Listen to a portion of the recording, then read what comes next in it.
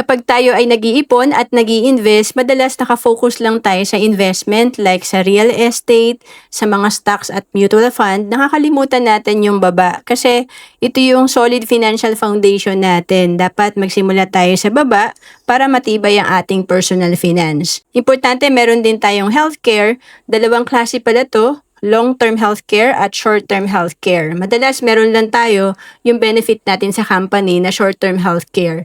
Kaya importante rin, meron tayong savings for our long-term healthcare or kapag tayo ay nag-retire, meron tayong magagamit na healthcare.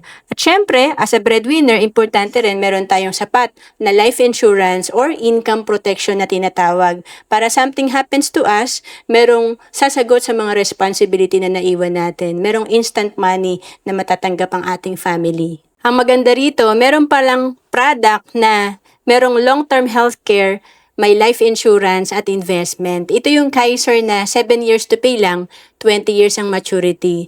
Natutunan ko to noong 2012 sa financial seminar at sinimulan ko agad para ma-build ang aking pang-retirement na may healthcare. Mag-sample tayo dito na 88,000 per year ang binabayaran mo sa Kaiser times 7 years, ang total investment mo nasa 618,000.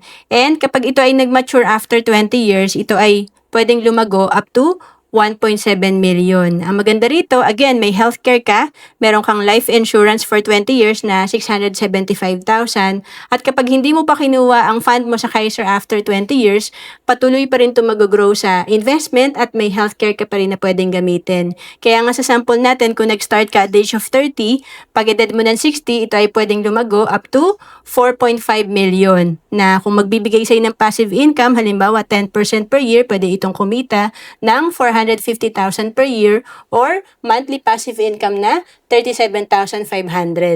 Again, ang Kaiser ay 3-in-1 na. Dito sa Kaiser, meron tayong investment, healthcare at life insurance. Ito ay 7 years to pay at pwede ring spot cash payment and 20 years ang maturity. Kung OFW ka, pwede ka sa Kaiser. We have online application. To know more about Kaiser, message mo lang ako sa Facebook, Roan Celis Capistrano, or email me at roan.capistrano@gmail.com.